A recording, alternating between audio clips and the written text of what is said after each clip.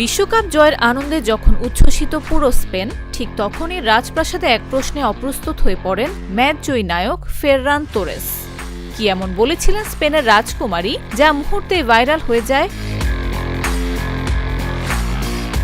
বিশ্বকাপ জিতে ইতিহাস গড়েছে স্পেন। ফাইনালে আর্জেন্টিনাকে ১-০ গোলে হারিয়ে দ্বিতীয়বারের মতো বিশ্ব চ্যাম্পিয়ন হয় লা রোজা। জয়সূচক একমাত্র গোলটি করেন ফরওয়ার্ড ফেররান তোরেস।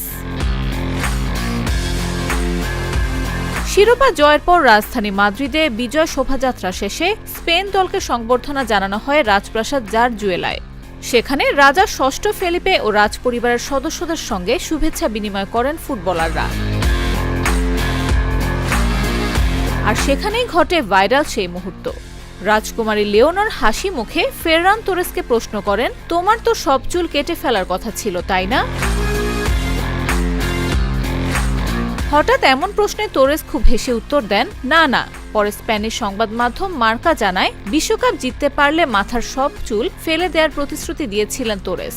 সে কথাই তাকে মনে করিয়ে দেন রাজকুমারী লিওনর। এই ছোট্ট কথোপকথনই প্রমাণ করে স্পেন জাতীয় দলের অন্দরমহলের খবরও বেশ ভালোভাবেই রাখেন সিংহাসনের উত্তরাধিকারী এই রাজকুমারী। যদিও তোরেস এখনও নিজের প্রতিশ্রুতি রাখেননি, তবে দলের আরও কয়েকজন খেলোয়াড় তাদের দেয়া অঙ্গীকার পূরণের প্রস্তুতি নিচ্ছেন। মার্ক কুকুরেয়া, আলেক্স বায়না, বোরহা ইগলেসিয়াস ও ইয়েরেমি পিনো প্রধান কোচ লুইস দে লা ফুয়েন্তের মুখে ট্যাটু করানোর সিদ্ধান্ত নিয়েছেন। অন্যদিকে লামিন ইয়ামাল ঘোষণা দিয়েছেন, তিনি টানা ৩ সপ্তাহ দাড়ি গোঁফ কাটবেন না এবং ভক্তদের মধ্যে লটারির মাধ্যমে ১০০টি ইয়ারফোন উপহার দেবেন।